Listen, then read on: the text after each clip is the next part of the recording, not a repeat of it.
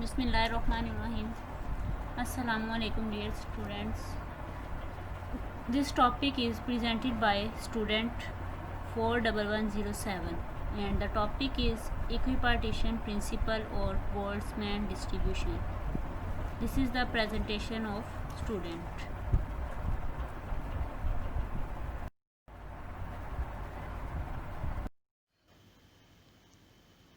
बिस्मिल्लाहिर्रहमानिर्रहीम।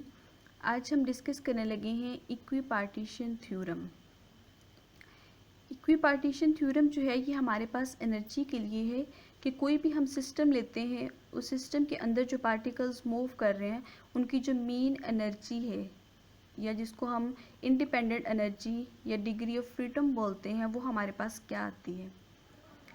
ये अगर हमारे पास एक सिस्टम है तो इसके अंदर जो पार्टिकल्स मूव कर रहे हैं उनकी डिग्री ऑफ फ्रीडम या मीन एनर्जी जो है वो क्या है। इसकी हम स्टेटमेंट देखते हैं कि it states that for a system obeying classical mechanics which is in thermal equilibrium at absolute temperature T, यानी सिस्टम के अंदर जो टेम्परेचर है वो इसकी सराउंडिंग में और इनसाइड जो है वो एब्सोल्यूट टेम्परेचर यानी आलमोस्ट सेम टेम्परेचर है। The mean energy associated with each degree of freedom, जो mean energy है वन डायमेंशनल मोशन में पार्टिकल की वो हमारे पास आती है हाफ के टी। हाफ के टी में जो के है वो डिनोट कर रहा है बोल्टमैन्स कांस्टेंट को और जो टी है वो डिनोट कर रहा है टेम्परेचर को।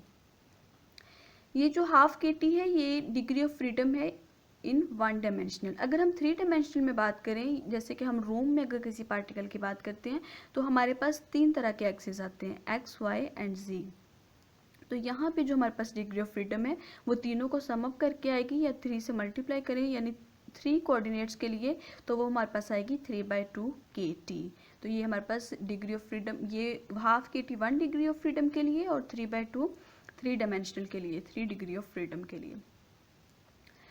तो इसी चीज़ को हम प्रूव करेंगे कि कैसे half KT degree of freedom आता है, इसकी पूरी डेरिवेशन करेंगे और यही हमारे पास इक्विपार्टीशन थ्योरम होगा। अब हम इसकी डेरिवेशन की तरफ चलते हैं। कंसीडर कर लिया हमने कि एक n डिग्री ऑफ फ्रीडम हमारे पास सिस्टम है। जैसे यहाँ पे हम 3 डिग्री की बात कर रहे थे या 1 डिग्री की, तो हमने generally n degree of freedom system हमने चूज कर लिया। Consider a system n degree of freedom in which the position generalized coordinates of position and momentums are q1 q2 q3 so on qn। ये हमारे पास q1 and p1 p2 p3 so on pn, ये हमारे पास generalise coordinates हैं position and momentum के। ये हमने क्यों use किए हैं, इसलिए कि जो हम एनर्जी ले रहे हैं हम as a function of position and momentum ले रहे हैं। तो हमारे पास जो एनर्जी की इक्वेशन आएगी वो E is equal to E into q1 q2 so on qn, P1 P2 so on Pn तक आएगी। ये हमारे पास इक्वेशन आ गई। अब नेक्स्ट स्टेप में हमने क्या किया यहाँ पे कि हम लोगों ने ये जो EI QPI ये क्या चीज़ है कि हमने ऊपर वाली इक्वेशन से एक पार्टिकल को सेपरेट कर लिया, क्योंकि हम वन डायमेंशनल में देखने लगे तो हमने कोई सा भी एक पार्टिकल अलग कर लिया है।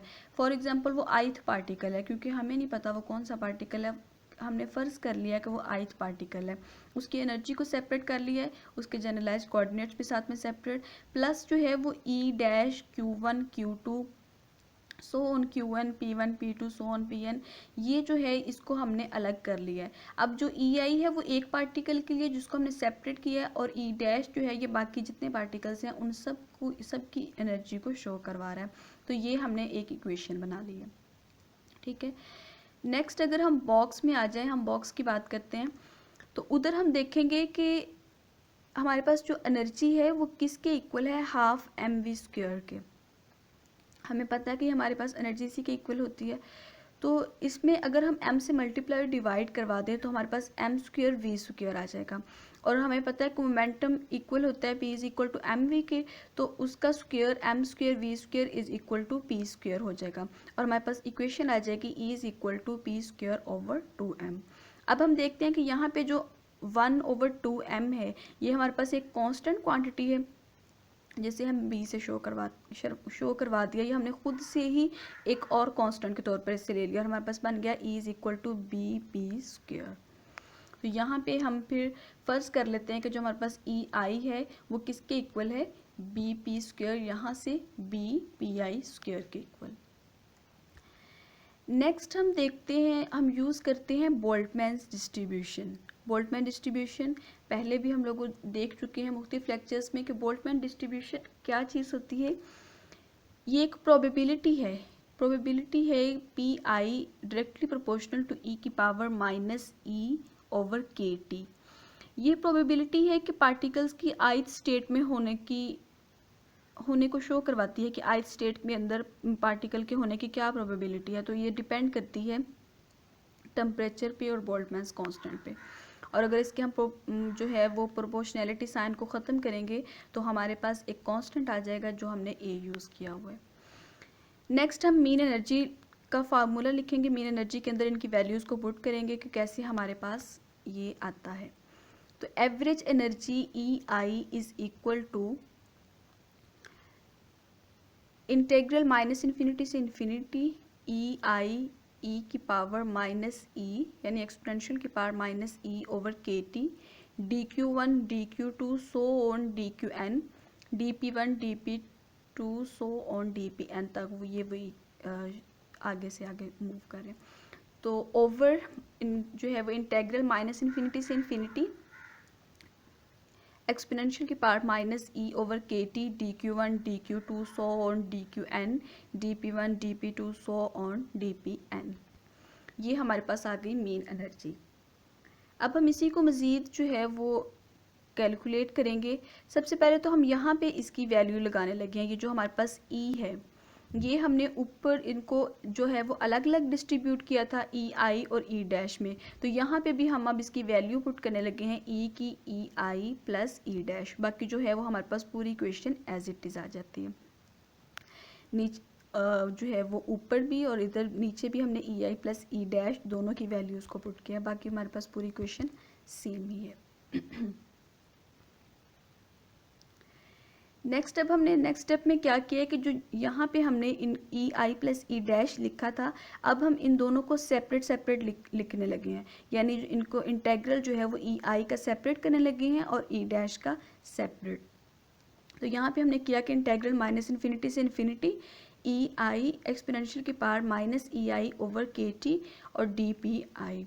यानी ई आई जो ith पार्टिकल था हमारे पास उसको हमने सेपरेट कर लिया और बाकी जो हमारे पास बाकी सारे पार्टिकल ई डैश जिसको डिनोट कर रहा था उसको हमने सेपरेट कर लिया। तो वो हमारे पास integral minus infinity to infinity exponential की power minus E dash over K T D Q one D Q two D so on D Q N, similarly D P one से so on D P N तक over वो भी ऐसे ही integral minus infinity से infinity E की power minus E I over K T D P I integral minus infinity to infinity exponential की power minus E dash over K T D Q one D Q two so on D Q N और similarly D P one से so on D P N तक। अब ये चीज़ हम देखते हैं कि ये जो लास्ट वाले दोनों इंटेग्रल्स हैं यानी जो ऊपर और नीचे सेकंड इंटेग्रल्स हैं इनकी दोनों की क्वांटिटी सेम है। ये दोनों जो हैं वो सेम है तो ये जो है वो कैंसिल आउट हो जाएंगे। यानी दोनों अपर एंड डाउन पोर्शन में जो हमारे पास सेकंड इंटेग्रल है वो दोनों तरफ से कैंसिल आउट हो जाएगा और सिर्फ हमारे पास फर्स्ट वाली टर्म्स बाकी बच जाएंगी। तो जो एवरेज ई आई है वो अब हमारे पास किसके इक्वल आ जाएगा, इंटेग्रल माइनस इन्फिनिटी से इन्फिनिटी ई आई ई की power minus E I over K T D P I over integral minus infinity to infinity E की power minus E I over K T D P I. अब हम क्या देखते हैं कि जो हमने पीछे बॉक्स में एक चीज़ प्रूफ की थी कि E is equal to B P square, वही चीज़ हम इधर पुट करने लगे हैं ith पार्टिकल के लिए। हमने वहाँ पे बोला था कि ith पार्टिकल के लिए ई आई जो है वो इक्वल है बी पी आई स्क्वायर के। तो जिधर जिधर हमारे पास ई आई है उधर हम इसकी वैल्यू पुट करने लगे हैं। तो वहाँ पे हमने पुट कर दिया बी पी आई स्क्वायर हो गया और एक्सपोनेंशियल की पावर में भी ई आई था, वहाँ पे भी आ गया बी पी आई का square over K T D P I over minus infinity to infinity exponential की power minus B P I square over K T D P I. ये हमारे पास एक जो है वो एवरेज एनर्जी आ रही है। अब इसको हम नेक्स्ट सॉल्व करेंगे उसके लिए हमें यूज़ करना पड़ेगा गॉसियन इंटेग्रल। गॉसियन इंटेग्रल जो है वो हमारे पास होता है, इसका जो फार्मूला होता है वो ये होता है कि integral minus infinity to infinity X square E की power minus A X square D X is equal to half under root pi over A cube. यानी इस तरह से हमारे पास होता है एक्स स्क्वायर। और अब हम इसको और ऊपर वाली टर्म को कंपेयर करेंगे। अगर हमारे पास ये वाला इंटेग्रल इसी तरह से होगा तो हम इसकी इंटीग्रेशन को ऐसे सॉल्व आउट कर लेंगे। एक इंटेग्रल इसका ये होता है, सेकंड इंटेग्रल इसका होता है माइनस ए एक्स स्क्वायर, यानी ऊपर यहाँ जो था वो एक्स स्क्वायर भी था लेकिन यहाँ पे एक्स स्क्वायर नहीं है, जस्ट एक्सपोनेंशियल की power minus A X square D x, और ये हमारे पास इक्वल आता है अंडर रूट पाई ओवर ए। ये हमारे पास इसके इक्वल था, इसको हमने थोड़ा सा सॉल्व आउट कर लिया है कि जो हमने under root pi over A cube था उसमें से ए स्क्वायर को हमने अलग कर लिया, तो वो हमारे पास आ गया 1/2a और अंडर रूट पाई ओवर ए आ गया।